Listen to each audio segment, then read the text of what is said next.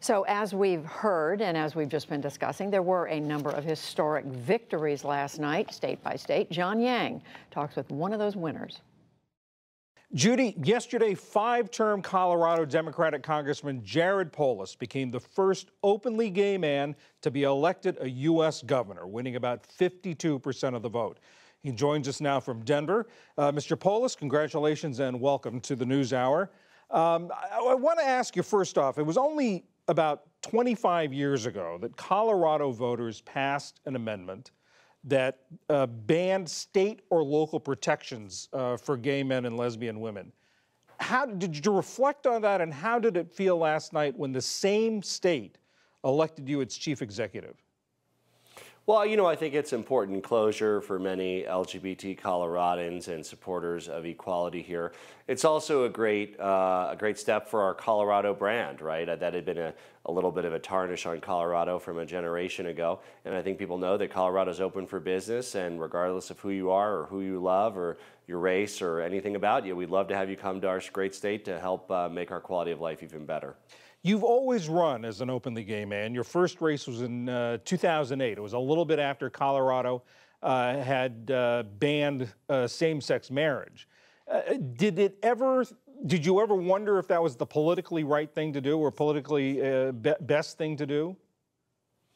Well, look, again, you know, when you put yourself out there for public office, you always want to talk about what are your ideas to improve our quality of life. And for me personally, I just never let who I am hold me back from offering my ideas about how to make our state greater and fix our roads, improve our schools, save people money on health care. I'm glad the voters agreed with my ideas, and I'm looking forward to working to get them done as governor. Well, let's talk about some of those things you want to do for Colorado.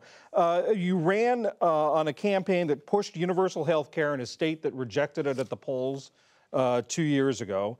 You pushing gun violence prevention in a state with a lot of hunters and sportsmen, and renewable energy in a state where oil and gas industry is pretty influential. How are you going to get those things done? Well, again, I think that the future and a forward-looking vision is what won out at the end of the day.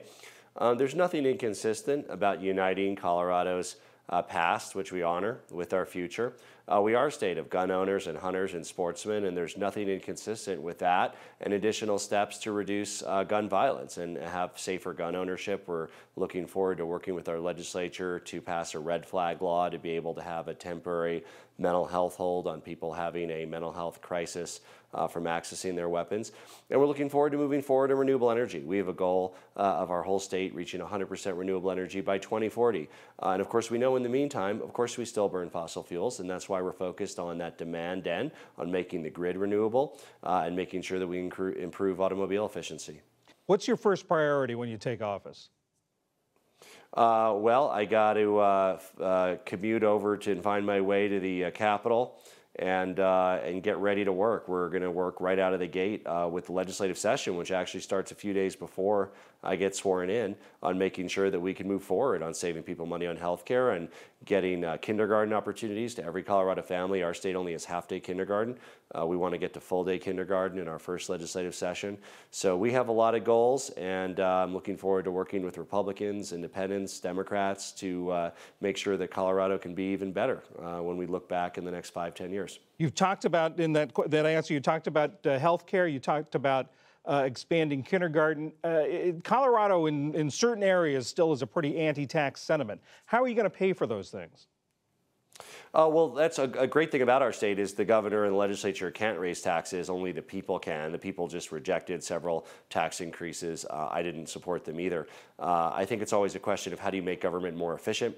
How do you do more with what you have? In healthcare, the answer is spending less, not spending more. We spend far too much on healthcare. We want to use a bundled payment system in Medicaid like Arkansas has done, which saves 20 to 30%.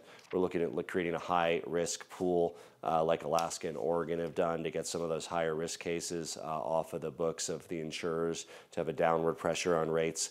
So we have a lot of great ideas, and they all will save money. Let me ask you a question about the job you're leaving. What advice would you have for your colleagues, your House Democratic colleagues, about dealing with President Trump now that they have the majority? Well, I think we need to be responsible, and at the end of the day, it's not about politics and games and partisanship. It's about what we can do to make our country better. I mean, that's why I'm doing this.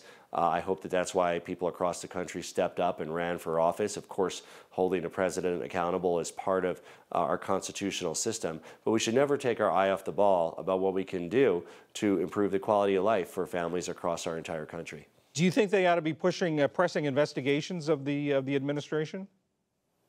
Well, if there's wrongdoings, those should be investigated. But again, I think the agenda should be centered around saving people money on health care and growing our economy and making it work for everybody, improving our schools, and really those kitchen table issues that I think people will want the House of Representatives and the Senate to make progress on.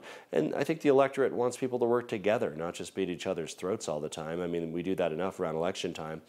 It's really time to work together, because at the end of the day, Republicans, Democrats, Independents, we all care about our kids. We all care about our quality of life. Let's try to find common ground. Governor-elect Jared Polis of Colorado, thank you very much. Thank you.